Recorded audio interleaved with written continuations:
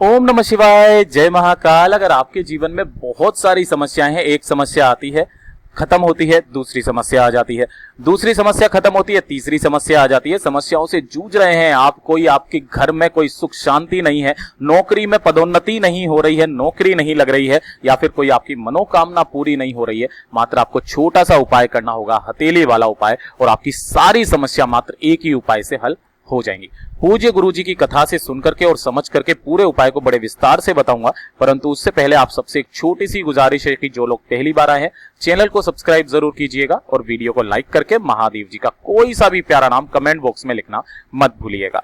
पहले ही बता देते हैं, इस पूरे वीडियो के अंदर अंदर हम लोग 3 महा उपायों के बारे में बात करेंगे, आपकी हर एक मनोकामना पूरी जरूर होगी। ठीक है, सबसे पहले बात करते हैं, पहला वाला जो उपाय है वो है हथेली वाला उपाय। अगर आपकी कोई मनोकामना पूरी नहीं हो रही है तब आपको ये वाला उपाय करना होगा। किस दिन करना होगा, ध्यान से सुनना।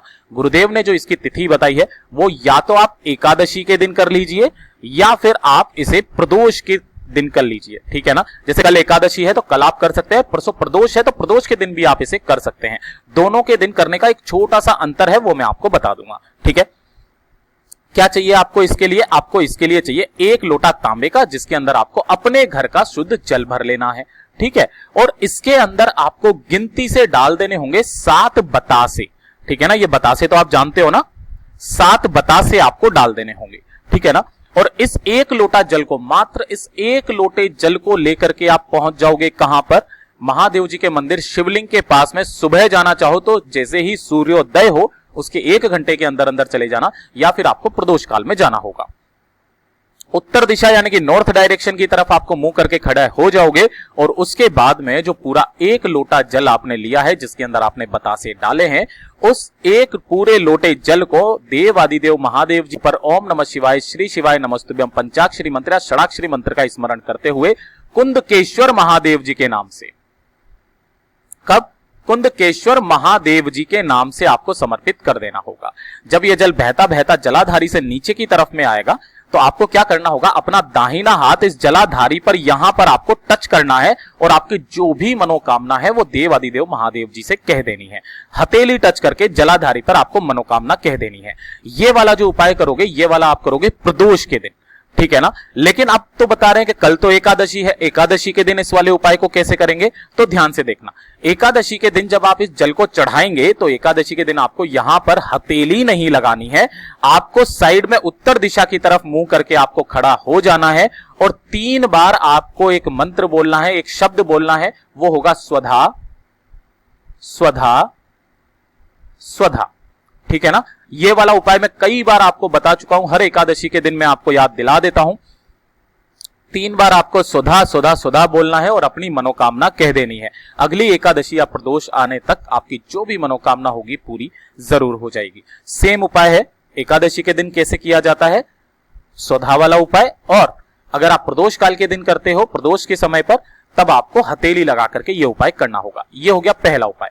अब बात करते हैं दूसरे उपाय की तरफ, जो कि बहुत ही ज्यादा खास है। अगर आपको ऐसा लग रहा है कि महादेव जी आपकी सुन ही नहीं रहे हैं, बहुत ज्यादा समस्या है, महादेव सुन ही नहीं रहे हैं, आपकी तरफ ध्यान ही नहीं जा रहा है, काफी समय से आप बहुत सारे उपाय कर रहे हो लेकिन उन उपायों का फल आपको नहीं मिल रहा है, तो मात्र आपको एक छोटा सा उपाय करना है। 1 लोटा जल लेना है बस, इसके अलावा और कुछ नहीं लेना है। 1 लोटा जल लेकर के प्रदोष काल में पहुंच जाना, या तो एकादशी के दिन या प्रदोष के दिन, दोनों में से किसी भी दिन आप चले जाओ, दोनों के दोनों महादेव के दिन होते हैं। आपको उत्तर दिशा की तरफ मुंह करके आपको खड़ा हो जाना है, और इस 1 लोटा जल को समर्पित करने का कारण समझ लीजिएगा। सबसे पहले आपको जल समर्पित करना होगा गणेश जी वाले स्थान पर, ये वाला स्थान जो गणेश जी का स्थान होता है। फिर आपको कार्तिकेय जी की, भगवान जी के स्थान पर आपको जल समर्पित करना है। फिर आपको कहां पर?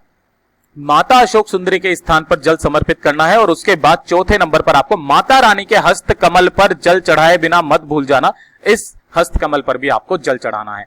और उसके बाद में आपको शिवलिंग पर जल नहीं चढ़ाना है, जो भी जल बचा है उस वाले जल को आपको जाकर के सीधा बेलपत्री के पेड़ की जड़ों में आपको डाल देना है, शिवलिंग पर जल नहीं चढ़ाना है।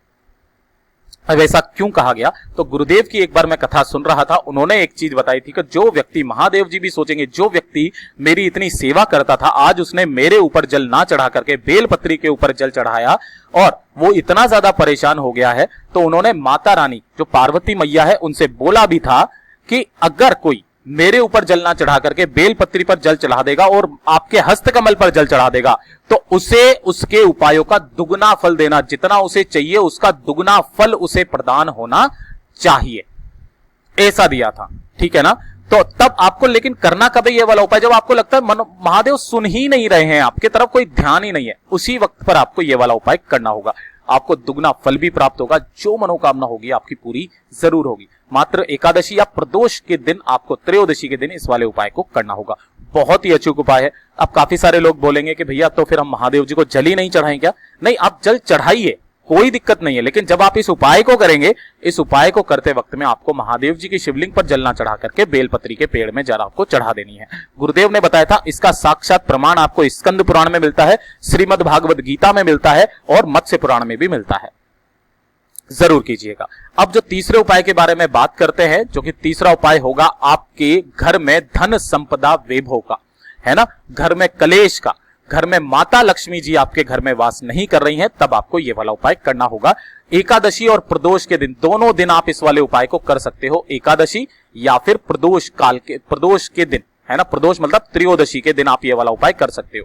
जैसे कल है एकादशी और उसके दूसरे दिन है प्रदोष, तो आप दोनों दिन इस उपाय को कर सकते हो। आपको इसके लिए क्या चाहिए? मात्र आपको चाहिए एक बेलपत्र, ठीक है। इसके बाद में आपको चाहिए चुटकी भर काले तिल। गुरुदेव ने कोई संख्या फिक्स नहीं बताई है, चुटकी भर काले तिल ले लेना है और थोड़ा सा लेना है आपको गाय माता का दूध, गाय का दूध लेना है, ठीक है ना। अब इस गाय का दूध जो लोगे आप, ये कौन सा होना चाहिए? कच्चा दूध।